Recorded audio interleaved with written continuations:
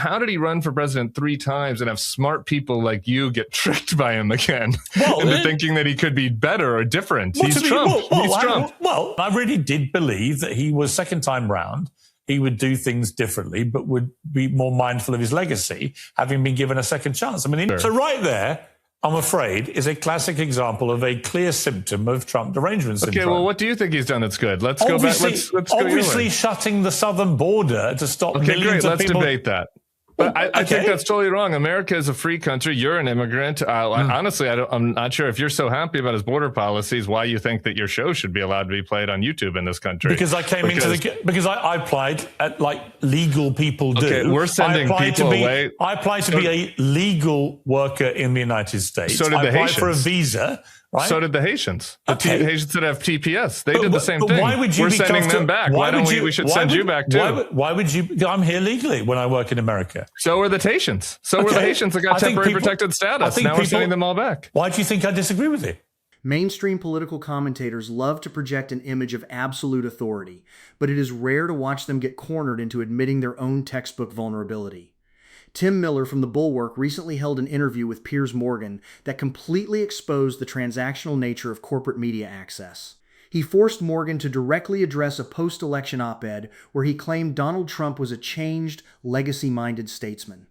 Morgan's immediate concession on camera is telling, but his subsequent defense exposes a deeper structural issue in political journalism, grading authoritarian behavior on a curve simply to preserve access to power.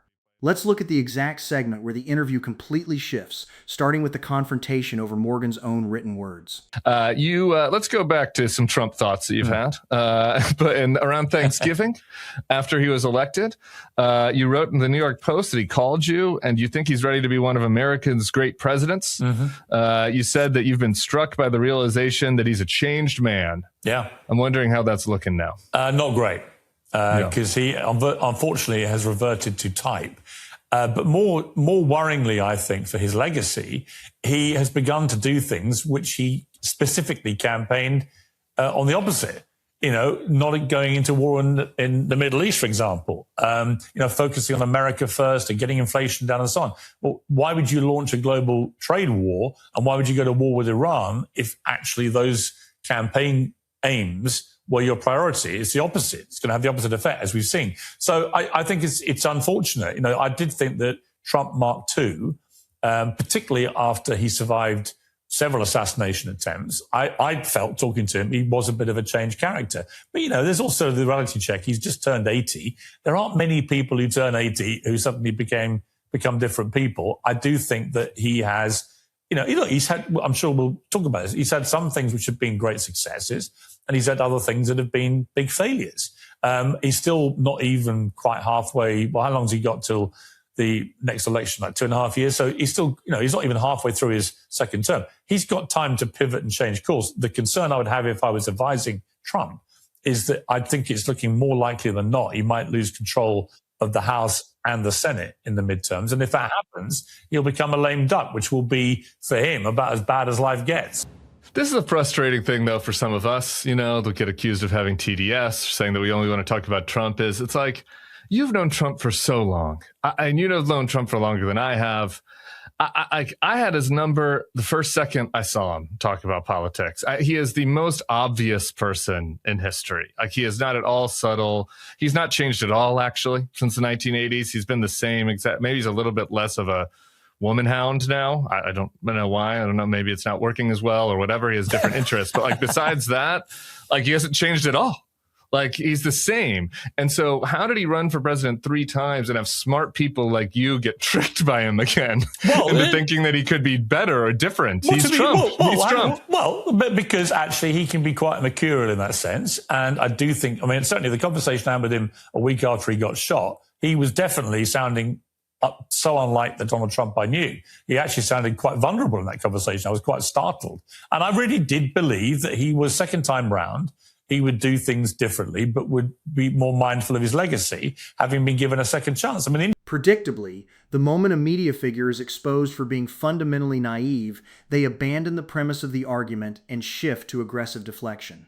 Watch how Morgan immediately attempts to pivot the conversation toward immigration policy to salvage his credibility, only for the factual reality of the data to dismantle his defense entirely. Interesting question I'd throw back at you, Tim, is do you think that the way that you guys on the left went after Trump in that first term and during his 4 years in the wilderness, a lot of it legitimate, a lot of it bullshit, but do you think the intensity of the rage against Trump, the TDS, if you like, actually contributed to him being re-elected? Because I do. So I felt at the time it was self-defeating. I felt the fact that so many on the left thought it was quite normal to call Trump the new Hitler and call people that supported him Nazis and so on was utterly self-defeating.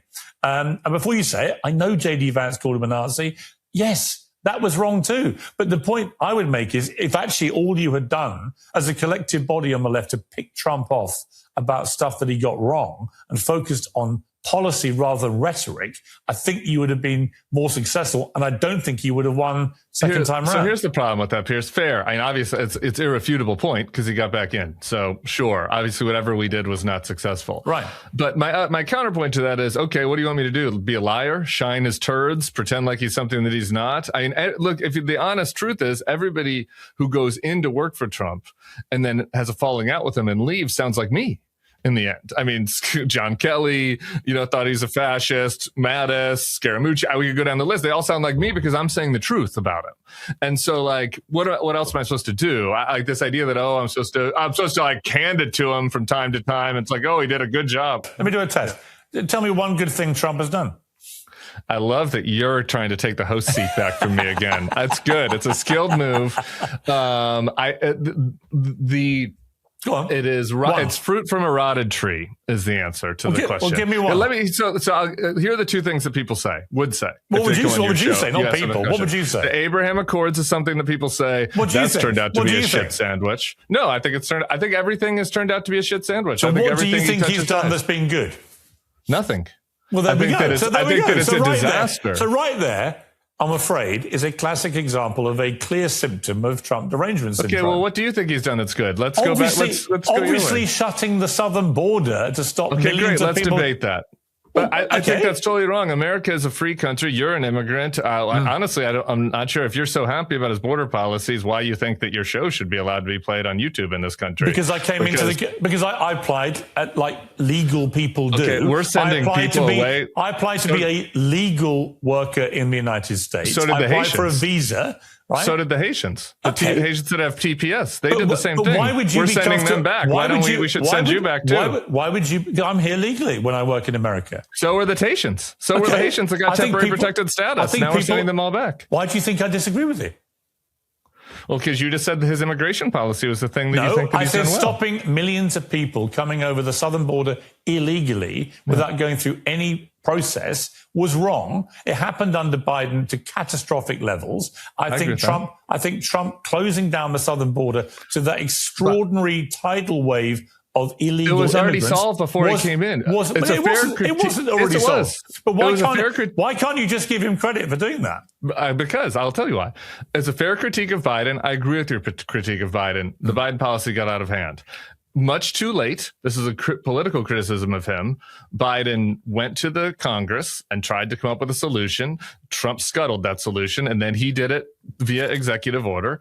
And the border crossings at the end of 2024, around election time, were nothing problematic. We are a free country. The idea that right now it's preferable to have negative immigration in this country, which is what we have right now, more people are leaving than are coming in. That is horrible for our economy. It's outside of the American tradition. The only people we're letting in are white South Africans. It's fucking crazy. It's un-American and it's wrong. I think it's also un-American. What this footage exposes is a highly repeatable and deeply troubling pattern within modern institutional political media. Consider the sheer weight of what we just watched. Following the events of January 6th, Piers Morgan did not just disagree with Donald Trump. He publicly and fiercely denounced him as an authoritarian, stating unequivocally that he was deranged and entirely unfit to hold public office ever again. Yet, the moment he is granted a singular, private, post-assassination attempt phone call where a master political marketer speaks to him in a vulnerable, quiet tone, Morgan completely abandons his own analytical history. He sprints straight to the printing press at the New York Post to build an entire public narrative declaring that Donald Trump has evolved into a legacy-minded statesman. This completely highlights the fundamental flaw of access journalism. For elite media personalities, proximity to power acts as a powerful intoxicant. The psychological validation of a personal phone call from a president completely overrides decades of objective, publicly observable track records. They want so desperately to believe they are the trusted advisors witnessing a historical transformation that they let themselves get conned by the most transparently obvious routine in modern politics. Furthermore, look closely at the standard rhetorical defense mechanism deployed the exact second Morgan is called out for his gullibility. When cornered on his total lack of analytical foresight, he immediately resorts to a classic, predictable deflection tactic, fabricating a false equivalence and trying to pivot the conversation to the Biden family. But let's look at the reality of that defense. The House Republicans held the majority for 2 full years, explicitly launching an impeachment inquiry into Joe Biden. They had all the institutional tools and all the time they needed. Yet, when it came down to a vote, enough Republicans realized they simply did not have the goods on Biden. They couldn't even bring articles of impeachment to the floor because they lacked the evidence to convince their own caucus. By the very standards of political accountability, the narrative falls apart under factual scrutiny. When you spend years grading authoritarian behavior on a curve just to preserve your seat at the table, you eventually run out of curve. Morgan ran out of it completely on live television. I want to hear your complete analysis of this exchange in the comments section below. Does this expose genuine, repeated political naivety from elite broadcasters?